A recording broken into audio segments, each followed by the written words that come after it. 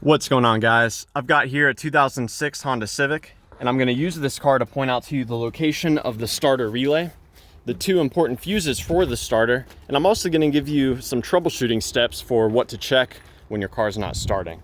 So moving under the hood, of course it all starts at the battery. So make sure that the connections are both tight and clean. And if you have a way to test the battery, then I'd recommend that you do so. Now moving on to the fuses, they're both underneath this fuse box cover. So we're gonna push on the tabs here and here, and lift this cover up and out of the way. Now the power comes in first through this 100 amp fuse, which is right here.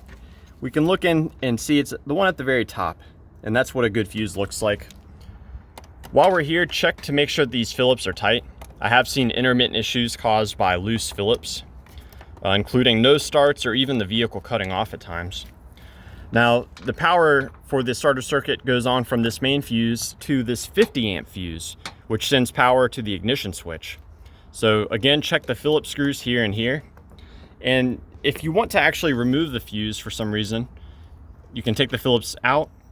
You'll push in on the tabs on either side here and here.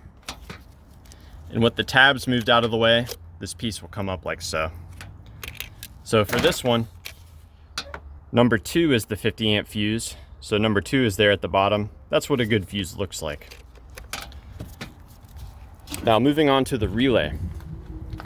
The relay is triggered by receiving power from the ignition switch through a yellow wire and receiving a ground from the neutral safety switch if you have a automatic transmission, or the clutch pedal position switch.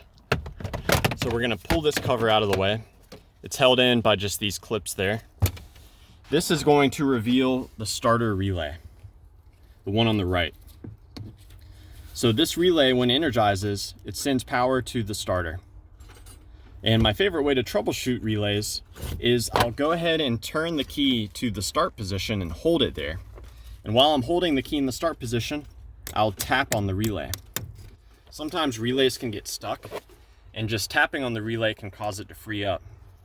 Further troubleshooting beyond that, we can actually remove this relay and swap in a different relay. So we'll set this aside. Now, this relay on the left is for the power windows. So if your power windows works, then you know that this relay is working. So we can put that in here. And if after you swap the relay, the car is able to start, then you know that the original relay that you removed is probably no good. Now beyond that, let's pop the relay back out and I can show you the pins and what they do. So there are two sets of pins, the two smaller pins on the left and the two larger pins on the right.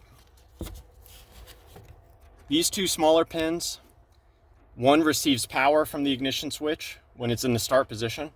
The other one receives a ground from your neutral safety switch or your clutch safety switch. So if you are able to measure for voltage between these two pins, if you see voltage potential here, if you see 12 volts between these two pins, it means your ignition switch is working, and it means that your safety switch is working. And of course, voltage between those two pins fires the relay. When the relay is energized or fired, what it does is it connects these two pins together. One of these pins goes directly to the starter.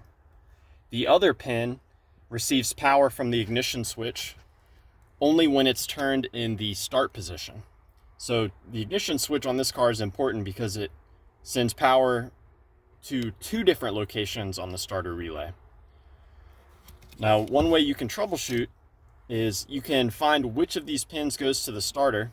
It'll be whatever pin that does not receive power when you turn the key to the start position. And then you can apply your own voltage there. That's just a troubleshooting step. You could also try touching these two pins together permanently or not permanently, but like install a paper clip or some wire in there and then turn the key to the start position.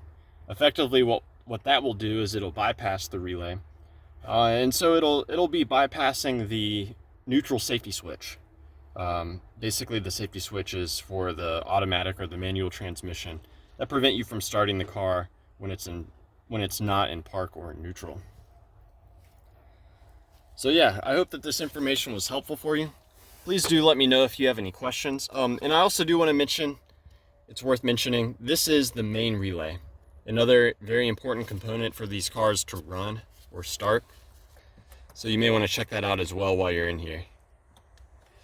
But yeah, I hope this info was helpful, and let me know if you have any questions or any advice about checking out the starter on your Civic.